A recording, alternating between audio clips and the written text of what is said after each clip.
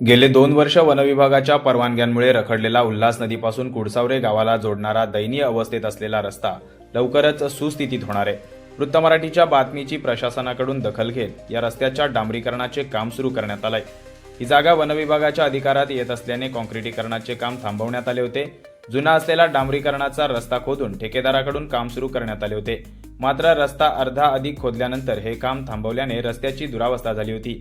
याबाबत अनेक वेळा वृत्त मराठीच्या माध्यमातून बातम्या प्रसारित करण्यात आल्या। नुकताच दिनांक 7 डिसेंबर 2025 रोजी वनमंत्री गणेश नाईक यांच्या भाषणाचा संदर्भ देत वनविभागाच्या अधिकारातील पारंपरिक जुन्या रस्त्यांच्या डांबरीकरणासाठी कोणतीही अडवणूक होणार नसल्याचे बातमीमध्ये नमूद करण्यात आले होते। त्यानंतर 10 दिवसातच या रस्त्याच्या कामाला मंजुरी देत डांबरीकरण कामाला सुरुवात करण्यात आली आहे। उल्हास नदीवर सर्वात मोठा पूल बांधून बदलापूर गाव आणि वांगणी या 2 शहरांना जोडण्याचं काम करण्यात आलं। मात्र रस्त्याची दयनीय अवस्था झाल्याने नागरिक त्रस्त होते।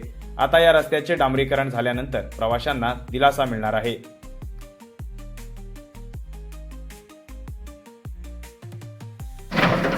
गेल्या 2 वर्षापासून रखडलेला उल्हास नदीवरील कुडसावरे पुलापासून कुडसावरे गावापर्यंतचा हा रस्ता वनविभागाच्या अधिकारात असल्यानं या रस्त्याच्या कामासाठी अडवणूक करण्यात आली होती। हा रस्ता काँक्रिटीकरण होईल अशा प्रकारची अपेक्षा सर्वांना होती।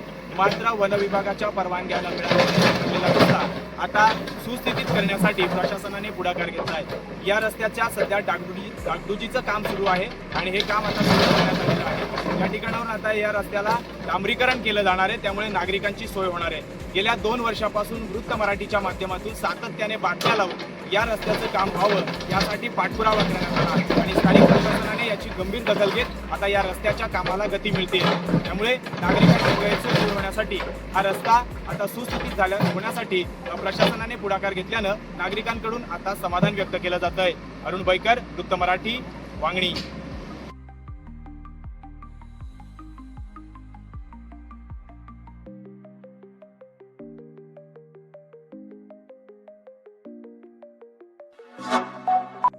Like, comment, share and subscribe.